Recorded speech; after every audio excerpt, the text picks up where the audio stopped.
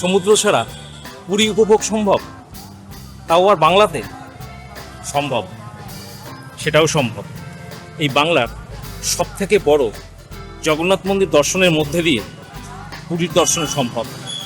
আর শুধু সম্ভবই নয়, সঙ্গে পুণ্য সঞ্চয় করবেন।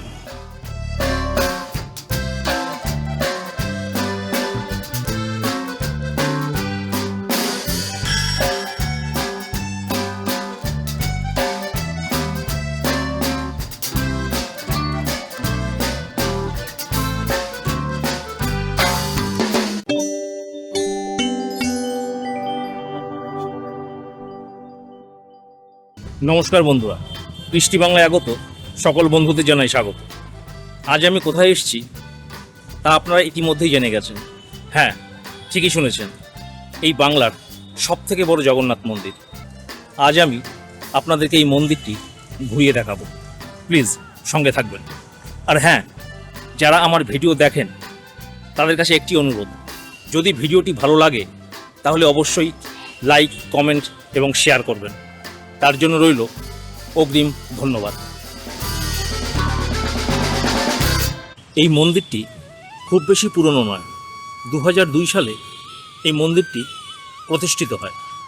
তবে 1985 সালে জগন্নাথ দেবের প্রথম পুজো শুরু হয়। প্রথমে আমাদের 1985 সালে এখানে একটা অনুষ্ঠান হয়েছিল মন্দিরে। এরপরে 2002 সালে মন্দিরের, আপনি যে দেখতে পাচ্ছেন এই মন্দিরটা 2002 সালে এটা প্রতিষ্ঠা হয়েছে।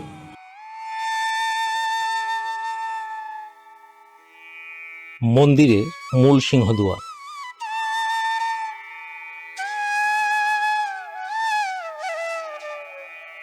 সিংহদুয়ার দিয়ে ঢুকেই বাদিকে দেখতে পাবেন জগন্নাথ দেবের একটি মূর্তি।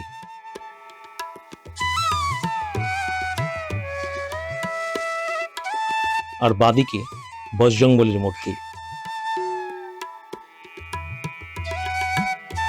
সিংহদুয়ারের ভেতরের দিক অপূর্ব নকশার কাজ।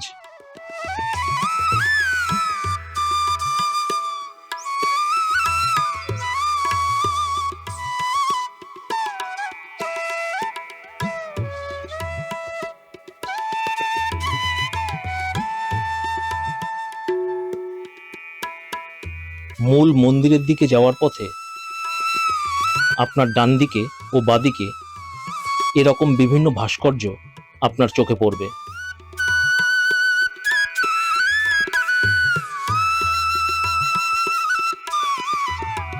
মন্দিরটির নাম শ্রী জগন্নাথ মন্দির, খড়গপুর।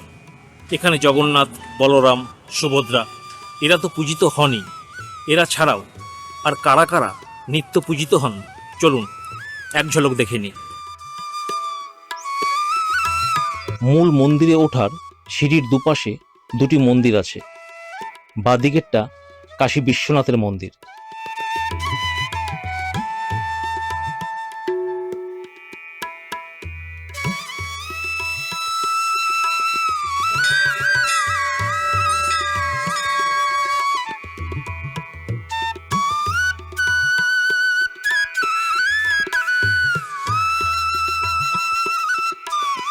মন্দিরের দিকে মুখ করে বসে আছে নন্দী।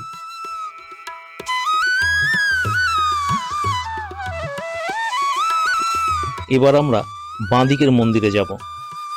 এই মন্দিরটি শ্রী শ্রী গণপতির মন্দির। মন্দিরের দিকে মুখ করে গণেশের বাহন ইঁদুর। গণেশ মন্দিরে ঢুকতেই বারান্দায় বাঁদিকে এই নারায়ণের মূর্তিটি দেখতে পাবেন। এবার আমরা মূল মন্দিরের সামনে। মাঝখানে আছেন জগন্নাথ, বলরাম, সুভদ্রা।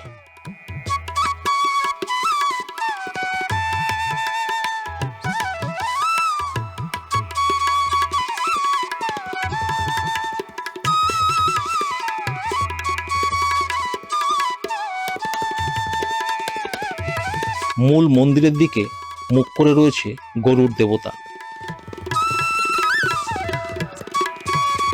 আর ডান দিকে মা মহালক্ষ্মী, আর বাঁ দিকে মা বিমলা।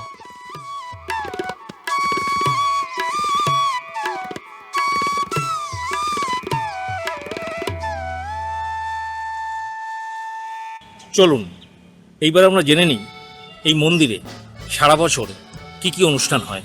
আমাদের এই জগন্নাথ মন্দিরে প্রতি বছর 4টি অনুষ্ঠান হয়। প্রথম অনুষ্ঠানটি হচ্ছে জানুয়ারি 1 তারিখে, যেটা হচ্ছে blood donation camp and get together. Second হচ্ছে আমাদের এপ্রিল 1 তারিখে, যেটা হচ্ছে উৎকল দিবস। থার্ডে হচ্ছে রথযাত্রা। এখানে রথযাত্রা সব থেকে ভালো, আর অনেক লোক আসে যেখানে খাওয়া দাওয়া হয় আর ভালো করে আড়ম্বরে এখানে রথযাত্রা পালন করা হয়। তারপরে আমাদের নভেম্বর মাসে, কার্তিক মাসে রাস পূর্ণিমা হয়, যেখানে 12,000 থেকে 15,000 লোক খাওয়া দাওয়া করে।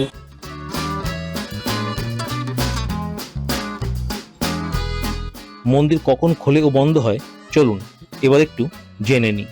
সকালে 4টার সময় মন্দির খোলা হয় দুপুর 1টা অবধি, আবার দুপুরবেলা 4টার সময় খোলা হয় আবার রাত্রি 9টা অবধি। এর মধ্যে সন্ধ্যাবেলা 5টার সময় সন্ধ্যা আরতি আর সকালবেলা মঙ্গল আরতি হয়।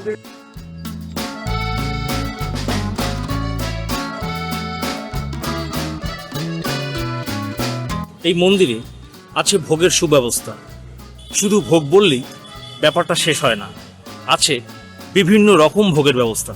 চলুন সেই সম্বন্ধে কিছু জেনে নিই। আমাদের দুপুরবেলা যে মহাপ্রসাদ ভোগ হয় তাতে মহাপ্রসাদের দাম হচ্ছে 80 টাকা, পায়েস হচ্ছে 30 টাকা, কানিকা পাওয়া যায় সেটা হচ্ছে 30 টাকা, আর রাবড়ি পাওয়া যায় সেটা হচ্ছে 40 টাকা। এরপরে আমাদের সন্ধ্যাবেলায় খিচুড়ি হয়, যার দাম হচ্ছে 100 টাকা। দুপুরবেলা থালা ভোগ 100 টাকাও পাওয়া যায়।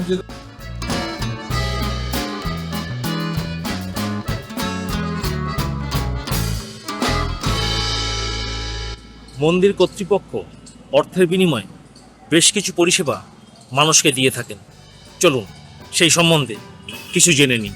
এই জগন্নাথ মন্দিরে অনেকগুলো সেবা রয়েছে, যেমন এখানে 108 তুলসী চন্দন সেবা, মেম্বারশিপ রয়েছে, 1 ডে ডেলি নীতি সেবা, ইয়ারলি সেবা, তারপরে মহাপ্রসাদ, নির্বন্ধ, অন্নপ্রসন্ন, ভেহিকেল পূজা, বিশেষ পূজা অর্চনা, রুদ্রাভিষেক, চণ্ডী পার্থ পূজা, লক্ষ্মী পূজা, শ্রাদ্ধ, ধ্বজাবন্ধন, মর্নিং ধূপ, মধ্যাহ্ন ধূপ, সন্ধ্যা পূজা, মার্জনা, মুন্ডন, সত্যনারায়ণ, অনেকগুলো পূজা এইভাবে আমাদের এখানে পালিত হয়।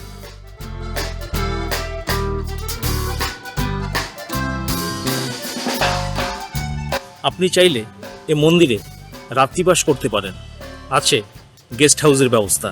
কোনো ভক্ত যদি আসে রাত্রে বাস করতে চান, তাহলে এখানে আমাদের রুম আছে, গেস্ট হাউস, ঠিক আছে, এখানে অ্যাকোমোডেশন অ্যাভেলেবল। তারা আমাদের ফোন নম্বরে যোগাযোগ করে এখানে থাকতে পারে। আছে কমিউনিটি হল, প্রয়োজনে ভাড়া নিতে পারেন। অনেক বড় কমিউনিটি হল আছে, যদি কোনো বড় অনুষ্ঠান হয় এখানে যোগাযোগ করতে পারেন, ফোন নাম্বারে এখানে অ্যাভেলেবল আছে।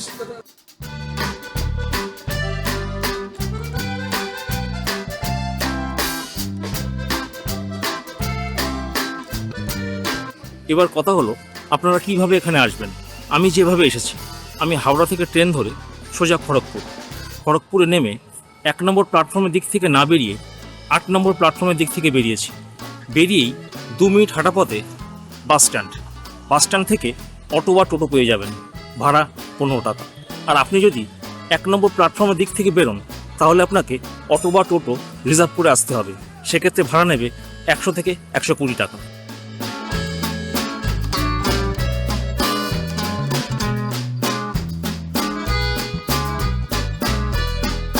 বন্ধুরা, ভিডিওটি যদি ভালো লাগে তাহলে লাইক, কমেন্ট, শেয়ার অবশ্যই করবেন, আর চ্যানেলটি অবশ্যই সাবস্ক্রাইব করবেন।